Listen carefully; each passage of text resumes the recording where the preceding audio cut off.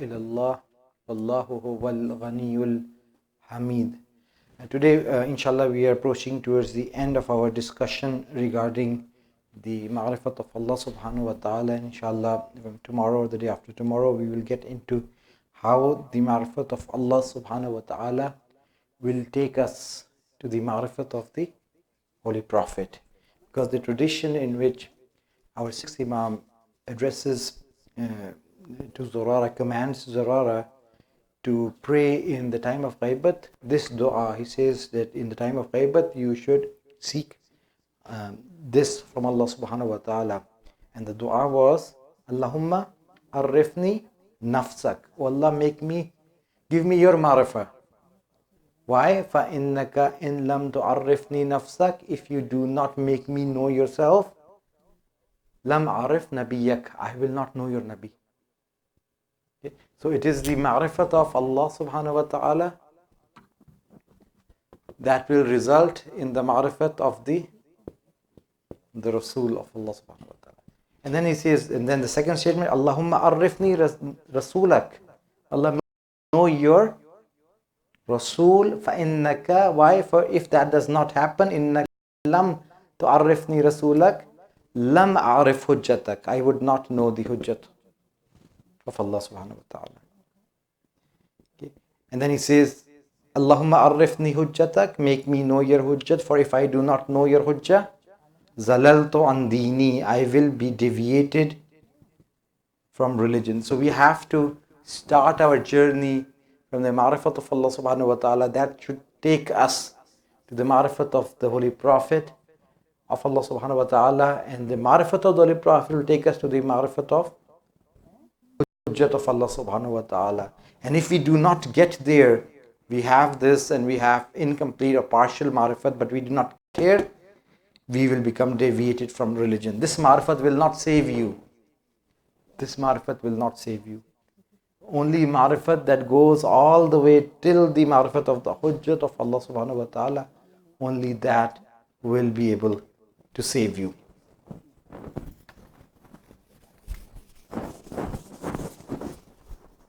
Okay. Now, yesterday we came up with some very important conclusions regarding the independent being. So we showed that independent beings exist. Not only that it exists, it has the following attributes. What were the attributes of the independent being? Cannot be created, cannot be destroyed, cannot be transformed, is not needy. If you look at a lot of the attributes, they start with cannot be created, cannot be seen, cannot be created, cannot be destroyed, cannot be transformed, right? Cannot be seen, cannot be touched, is not matter, it does not have any imperfections, right? All of that. And on the other flip side, it will also have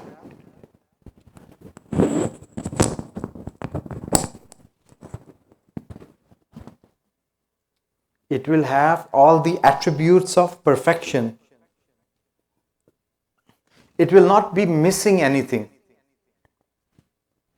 Okay, so if something is considered a perfection, for example, knowledge, would the independent being have knowledge? Yes. How much knowledge would it have? All of it.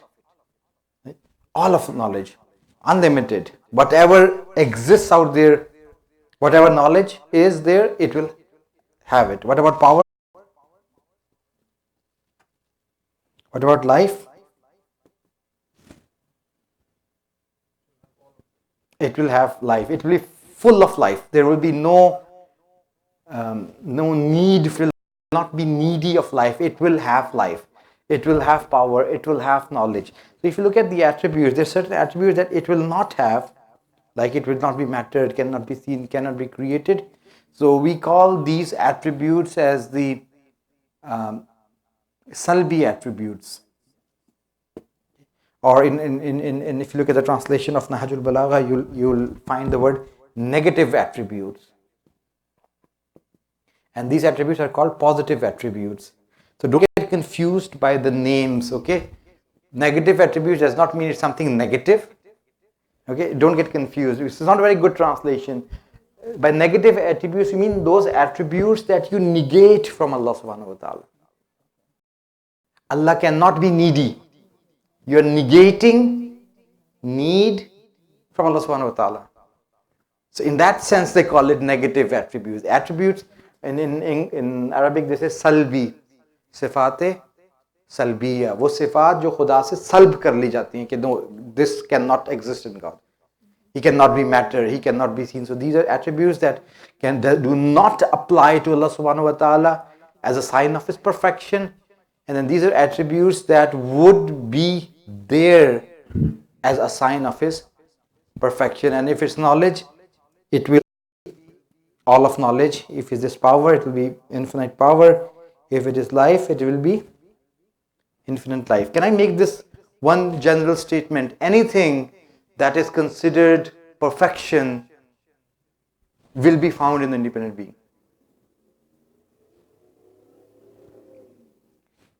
Anything that is considered perfection, will the independent being have it? G? No? Why not?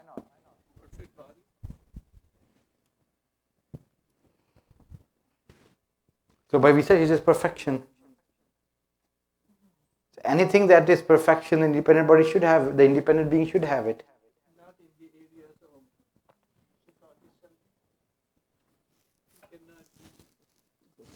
Good point. Anyone else?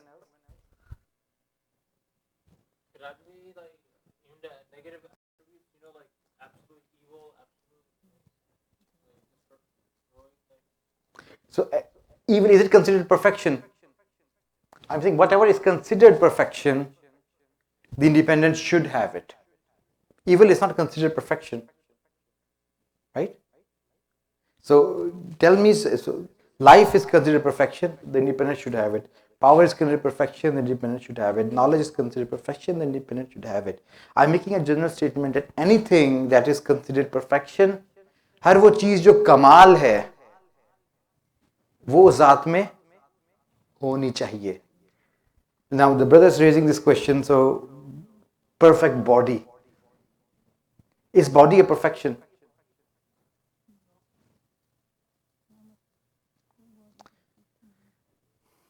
आंखों का, having eyes, is it a sign of perfection? So this person who is blind and this person who can see, who is more perfect than the other? The one who can see. Right? So having eyes, is it a sign of perfection?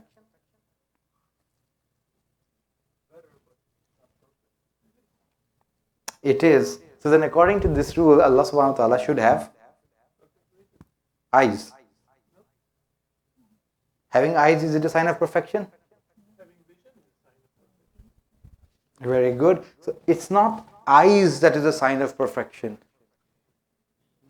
Vision is a sign of perfection. So you and me have this that we cannot see without eyes. We need eyes to see. That is why we consider having eyes as a sign of perfection. Really, having not a sign of perfection. Having eyes is a sign of perfection for those who cannot otherwise see. This independent being has all of perfection. So you have a defect that you cannot see without eyes. That independent being does not have that defect to begin with. He can see without eyes. So he does not need eyes. So he sees without eyes. He hears without ears. Because if you imagine ears for him, you have made him imperfect. Right? वो खुदा जिसको सुनने के लिए कान की जरूरत है, वो खुदा क्यों खुदा नहीं है? Because he will become dependent on ears. वो मोहताज हो गया कान का. और जो मोहताज हो गया, who is needy, जो भी मोहताज हो गया. So if you can establish need for this independent being, he is no longer the independent being. Okay? So he has eyes, he does not have eyes, he doesn't need eyes. He hears without ears. He can move objects without using hands. So these are considered perfections in us. Having eyes, having hands, it's a perfection for us because we have an inherent defect that we cannot do these things without these tools. So Allah subhanahu wa ta'ala, because of his perfect nature, does not need them to begin with. Okay, so this was something important. And then secondly, when we talk about his attributes of perfection like life, power, knowledge, there are imperfections that go along with them. So when I say something is living, what comes to mind?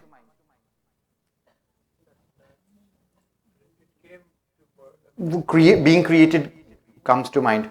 Death comes to mind. What else? Movement, growth comes to mind. Can you assign these to the independent being? Is growth something, a concept that can be applied to the independent being? No. Creation, coming into being, or death, nothing of that sort can apply to independent being. So when you talk of any concept like life or knowledge, there are certain imperfections that are associated with these words. Why? Because we live in this world and we use these words with imperfect beings. And then therefore there is this negativity with this word. When you use these words for Allah subhanahu wa ta'ala, you have to remove all of those imperfections. So when we say Allah subhanahu wa ta'ala has knowledge, his knowledge is different than my and your knowledge.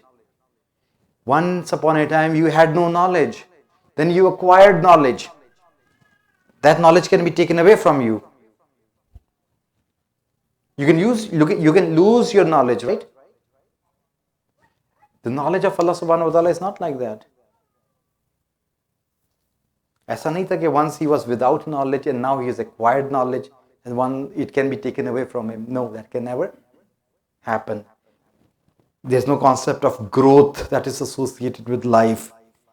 Power is not something that can be taken away from him. So all of his attributes, when you assign to Allah subhanahu wa ta'ala, remember, and we'll come back to it again, you have to get rid of any imperfections that come with it before assigning it to God. All of the attributes. वो देखता है, he sees.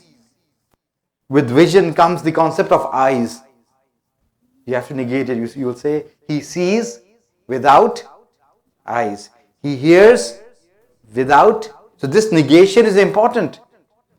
If you do not negate this, you can bring limitations in the independent being. And the moment you bring a limitation, he becomes muhtaj, he becomes needy.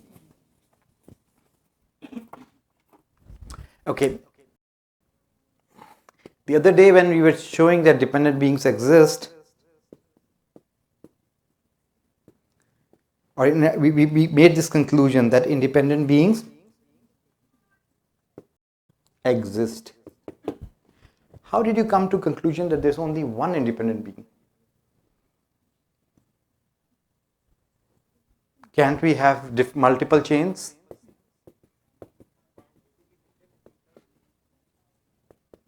One independent being here and another independent being here.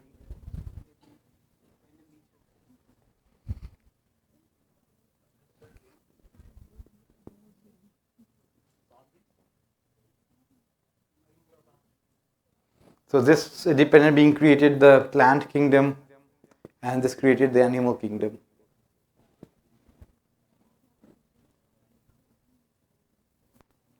So we established that independent beings exist. how do you come to the conclusion there's only one? Why do we say La ilaha illallah? There's no God but only one. Where did you get that from?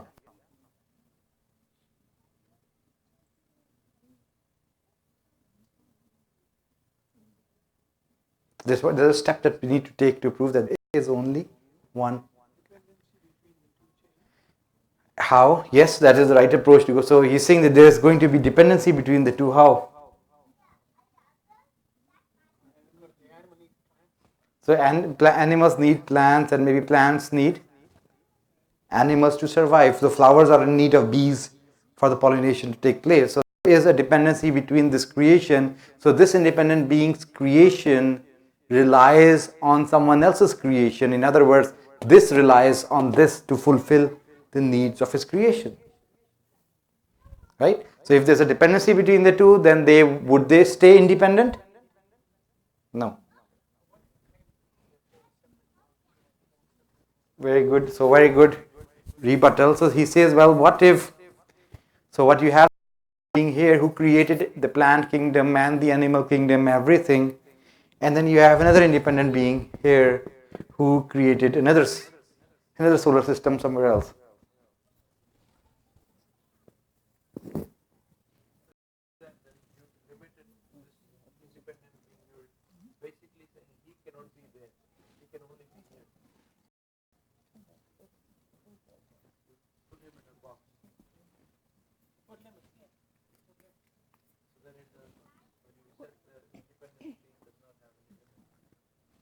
So why is this not possible? Wouldn't it be giving power to one thing more than the other? How? No. Well, he has the power to create this and he has the power to create that. The solar system's bigger than that. It's just all this universe. Okay, there's one independent being that created everything, and then there is another independent being that has not created anything yet. Can that not be a possibility? Why not yet? No is the right answer. Why not?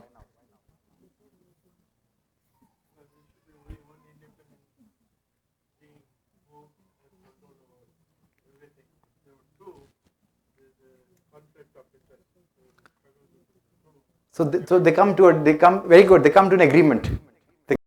I will not interfere. You run your show. You run till the day of judgment. Qiyamat tak aapki bari hai. The first one, they decide that you go first, and I'll go second. They can agree.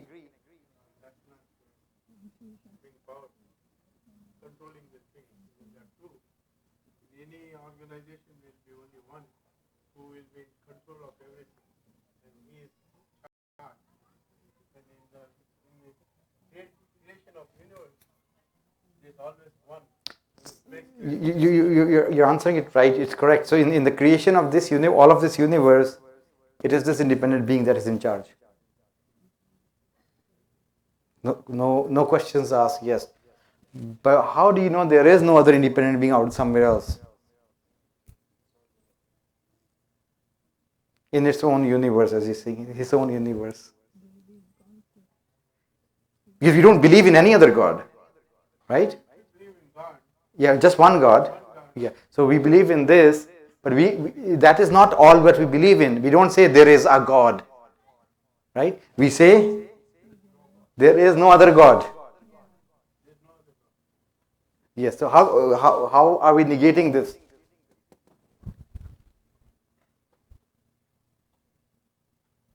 You've given a very good answer, but it just needs one final improvement.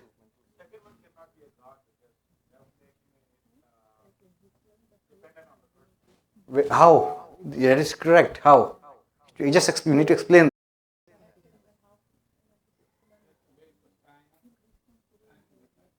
He has to wait. Yes.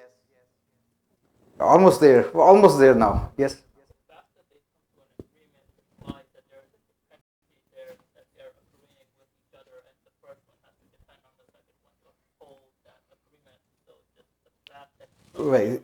Very good. So all of the answers that you're saying all go back to this fact that, so for example, this has to wait, or this has to wait for him to finish his stuff. So he is in a way depending on this. Or just इन्होंने कहा कि if there is someone else, then he's not completely in charge. Right? And then the moment if you accept that he is not completely in charge because there is someone else, you have limited him and the other. Or in other words, if they have an agreement between themselves, this agreement itself is a sign of dependency. They both now depend on this agreement to function. Do you follow? And any questions? If I can go it one more time. One more time. Okay.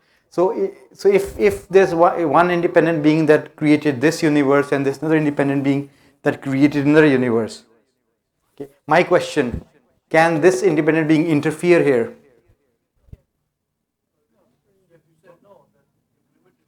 So he cannot interfere. So does he? He does not have the power to interfere that? He does. So my question, here. If there was a second one, would there be interference? Is there possibility of interference? No? So you mean he cannot interfere here? If he cannot interfere, so he is limited in power? So if he is limited in power, is he independent? No. So if he is independent, he can interfere. And he is also independent. So he can too. So if they can interfere in each other's work, so they cannot run there. So this, in order to function now, will depend on this not interfering. And that is a dependency.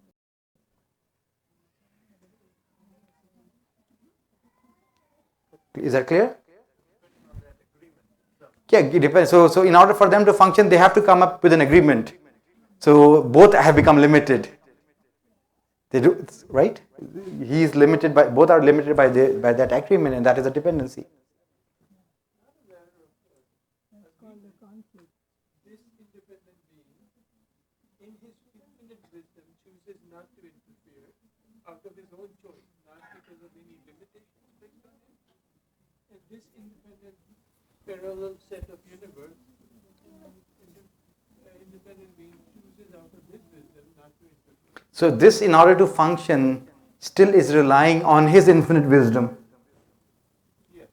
So there is a reliance. That reliance would make them dependent.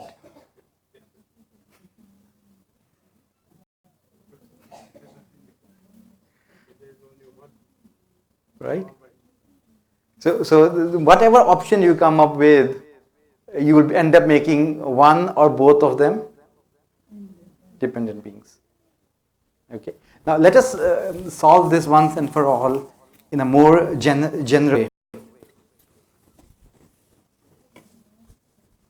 So if I showed you two pictures of my sons, and I said these are two pictures of my son, would you believe? And they're both identical. You'd believe them? That they're my two sons? Yeah, you wouldn't have a problem. They could be twins. Then I start you giving more information. Same name. Same date of birth. Same fingerprints. Same DNA. Same GPS location. What would you say now? Are the two possible? Not possible. Why not? It's the same person. Is it two pictures of the same person? Why did you come to that conclusion? Because two people can't have the same DNA. That's not possible, and they can't be at the same place. They can't have the same name or the date of birth. What if the DNA was different? They still. Would you then accept it there too? If their DNA was different and their GPS location was different? Maybe. So for there to be two, there has to be at least one difference between the two. If everything is alike, you're not willing to accept that there are two. Right? There has to be at least one difference. If you want two people, you have to come up with at least one difference. So now let us look at the independent beings and their attributes. Knowledge, life, power,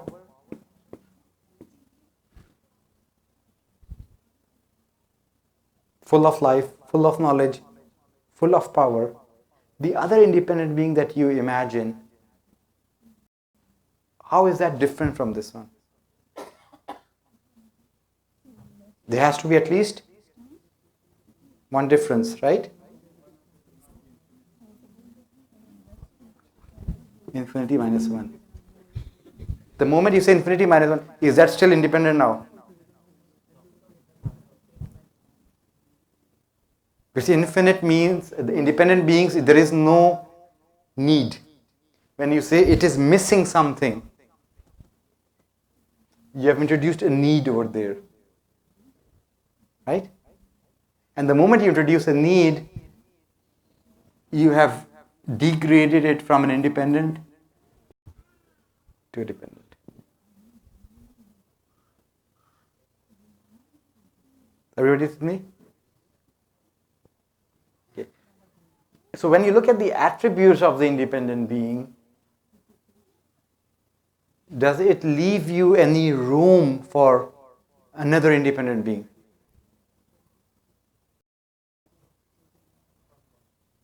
It is not possible to have another independent being. This is an important conclusion. When we talk about Tawheed of Allah subhanahu wa ta'ala, when we talk about His oneness is not like the numerical oneness of this marker. How many markers do you see here? 1. Can there be 2? But right now there's only 1. Is Allah's Tawheed like this? No. Right now there's only one sun in the solar system, but maybe it is possible to have another sun, but you don't have it. This is the numerical oneness. Okay? That you can have 2, you can have 3, you can have 4, but right now there's only one person standing. But you could have 2, you could have 3.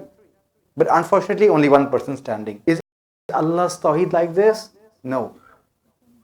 When we say Allah is Wahid, is Ahad, we do not mean that this numerical oneness. What we mean to say is that His attributes are such that it is not possible to have another independent being.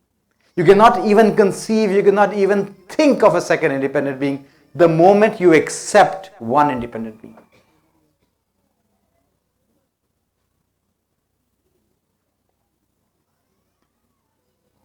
You follow? Any questions? So it is important to recognize that his oneness is not a numerical oneness. His oneness is a kind of oneness in which a second independent being is not even possible. The moment you accept one independent being with these attributes,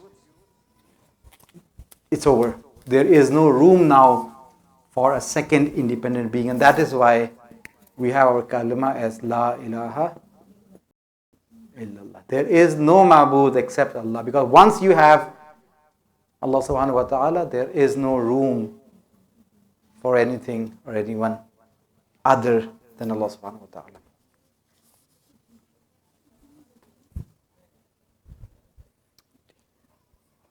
Any questions? when we talk about the power, how much power does this independent being has? All the power. So he can do anything, right? He can do. Would you agree? He can do anything. No? Yes or no? He can do anything?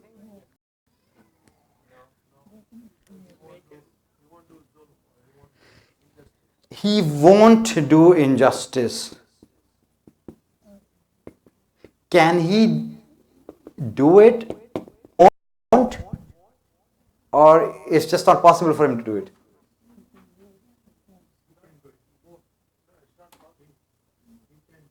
He can do it, but he won't. Allah can Allah take Yazid to heaven?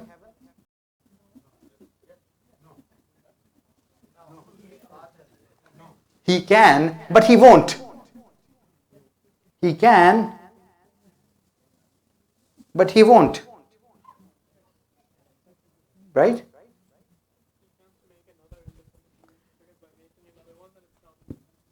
What about, very good example, what about, can Allah subhanahu wa ta'ala create an independent being? He can't because it's being created. Is it he can but he won't? Or he can't?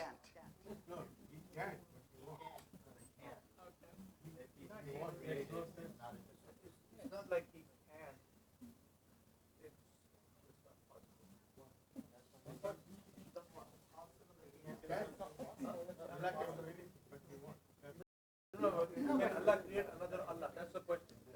If Allah can do anything, yes. Can Allah make another Allah? That's what it has. It makes no sense. He won't do any nonsensical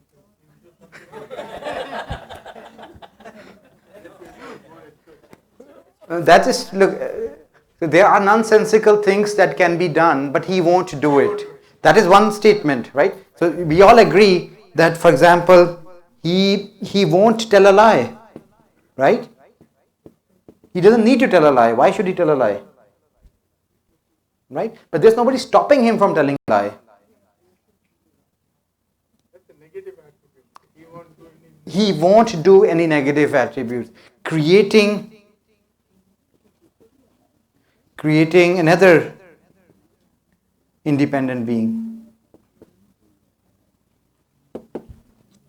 Is it also a negative here?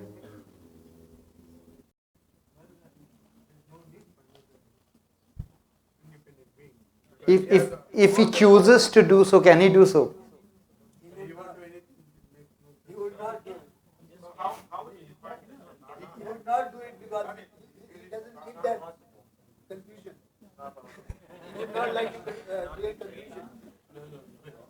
No confusion. But he won't. Being created implies it's not an independent being. So I mean, just that statement itself doesn't make any sense to create an independent being. So for example, if Limited Allah. No. Allah would not do anything which will create confusion. I'm sorry, Allah will not do anything that will create confusion. that is true. For guidance purposes, he will not create anything that will create confusion among the creation. But we're not talking about that right now. We're talking about the power of Allah subhanahu wa ta'ala. He can do anything. Can Allah subhanahu wa ta'ala kill himself? Is it doable? Is it doable? It's not even doable. Can he create another independent being? Is it doable? He can't create an independent because he's creating something which means it's dependent. So anything that is created is dependent. Anything that is created is dependent.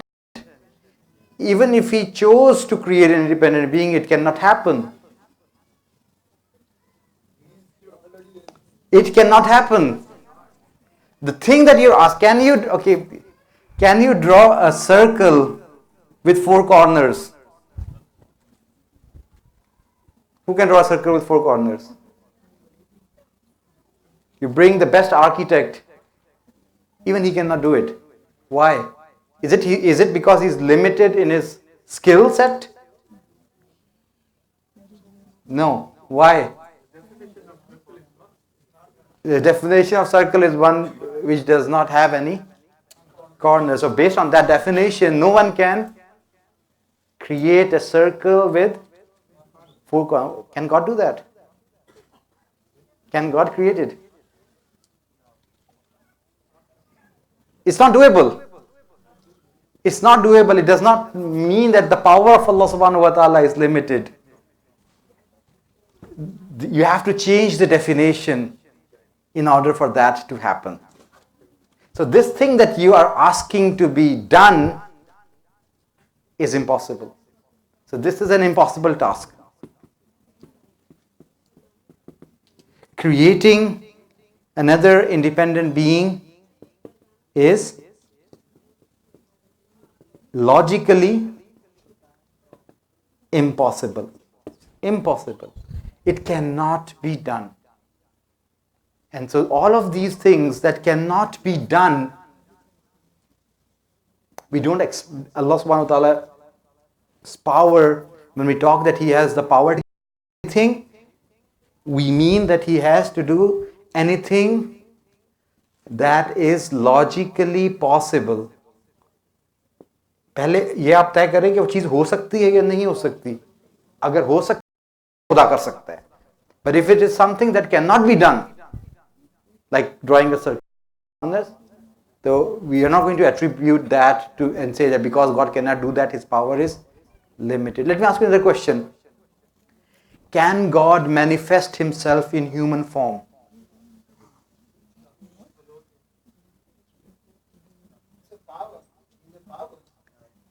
This is an important question here. So is it that He can but He won't? Can He come in physical shape?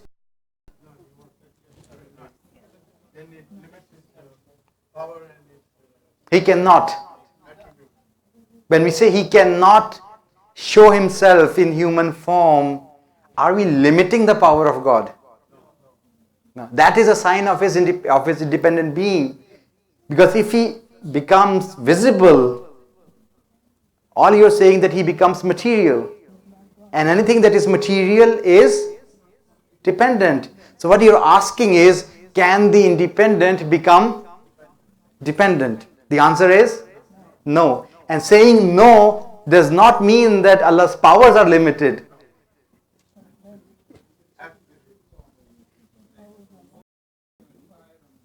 No, it was not Allah subhanahu wa ta'ala that came as fire. No. That is why this discussion is important. Okay? क्या जो मूसा अलैहिस्सलाम को नजर आ था? Was it God that he saw?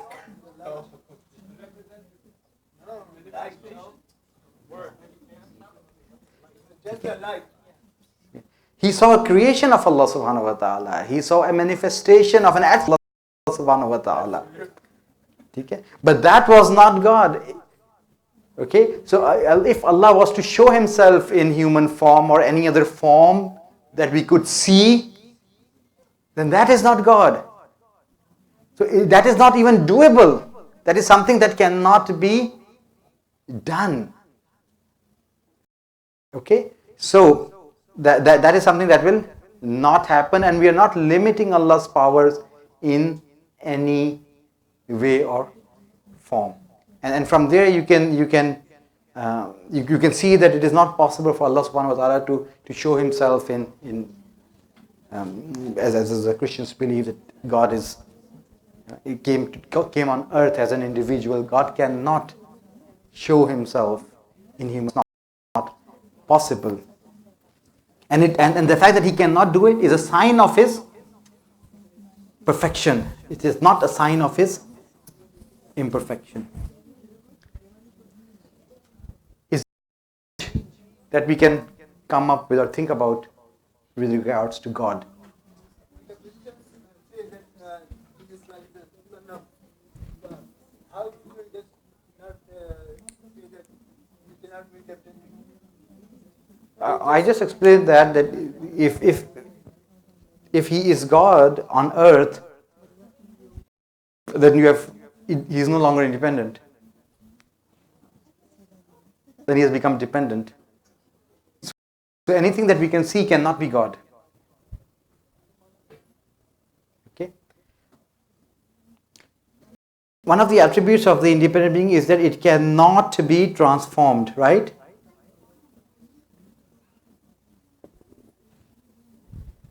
He cannot be transformed. So then what is the concept of tawbah?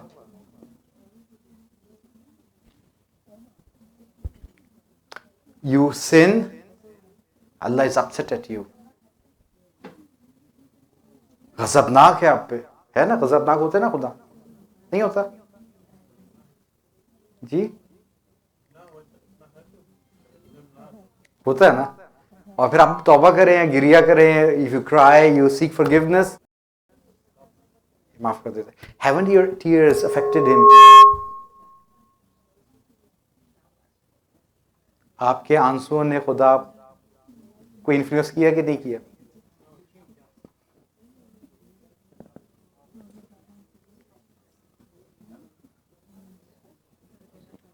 So then how That is his grace.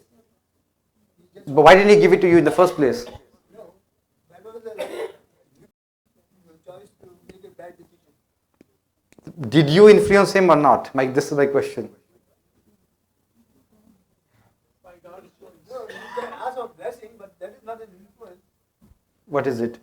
What is shifaat? He will not let you in heaven, but when the Ahlul Bayt will be with you, he will let you enter heaven. Haven't the Ahlul Bayt affected the decision of God? No, Allah is giving their blessing to us. That is one answer. Anyone else? It's by Allah's choice. He has access to places. But his choice depends on you doing certain things. So your things are affecting him or his decision. Allah is aware of our nature, that we are made of dirt and we are bound to commit sins and commit errors. So he is still making use of attributes of one or the other.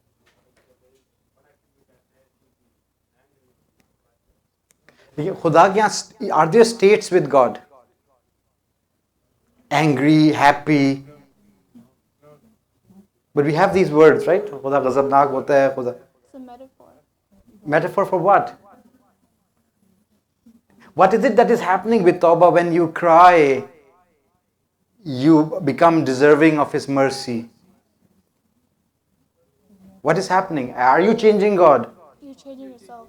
You are changing yourself. This is the key answer. Yes, there is change happening. Something has changed. That is why you have become the recipient of divine mercy. Where has that change happened? In yourself. It's like first I was trying to exit this room by walking in this direction, and every time I walked I bumped into this wall. But then I changed my direction, I start walking, and now I exit this room.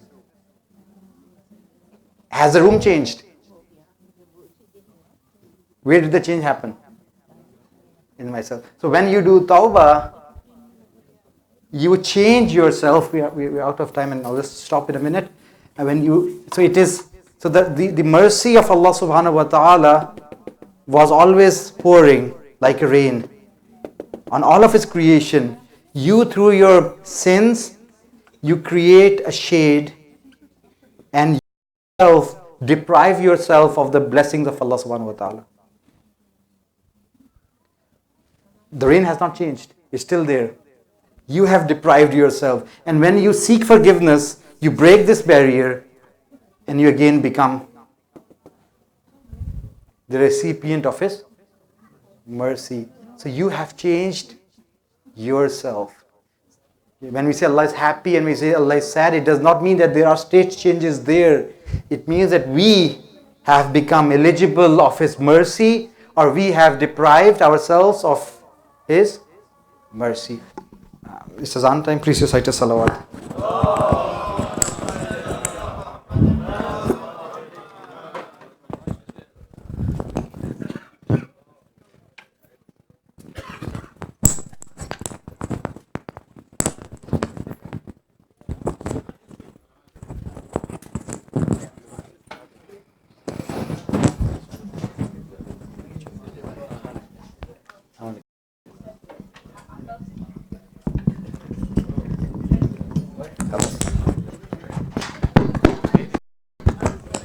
أعوذ بالله من الشيطان اللعين الرجيم. بسم الله الرحمن الرحيم. إن الله وملائكته يصلون على النبي يا أيها الذين آمنوا صلوا عليه وسلموا تسليما.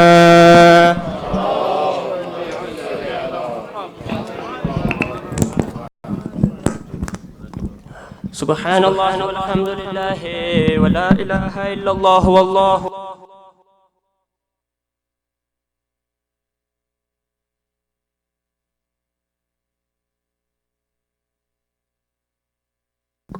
سبحان الله والحمد لله ولا إله إلا الله والله أكبر ولله الحمد. الله أكبر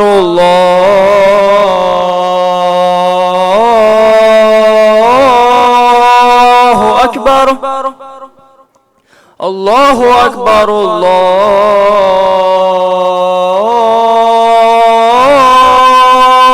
أكبر. أشهد أن لا إله إلا الله